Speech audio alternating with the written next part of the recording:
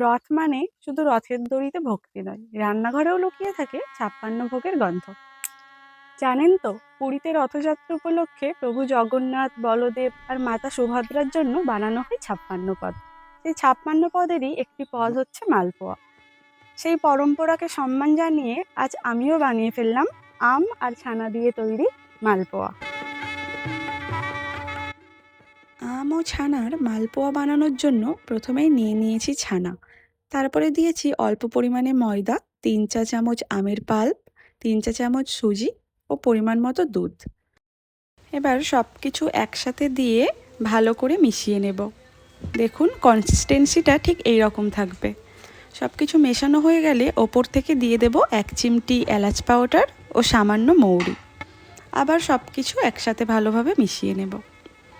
এবার অন্যদিকে একটা পাত্র বসিয়ে সেখানে চিনি ও কেশর দিয়ে একটা শিরা তৈরি করে নেব। কেশরটা দিলাম যাতে সুন্দর একটা কালার আসে। এবার অন্য একটা কড়াইতে সাদা তেল গরম করে একে একে মালপোয়াগুলো দিয়ে ভেজে তুলে নেব।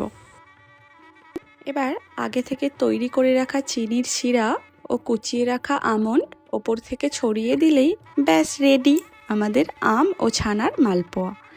আচ্ছা, আগে খেয়েছেন কি কখনো আম আর ছানা দিয়ে মালপোয়া? যদি খেয়ে থাকে জানাবেন, আর না খেয়ে থাকলে বানাবেন। বিশ্বাস করুন, খেতে এত সুন্দর হয়েছিল যে একবার বাড়িতে যদি ট্রাই করেন তাহলে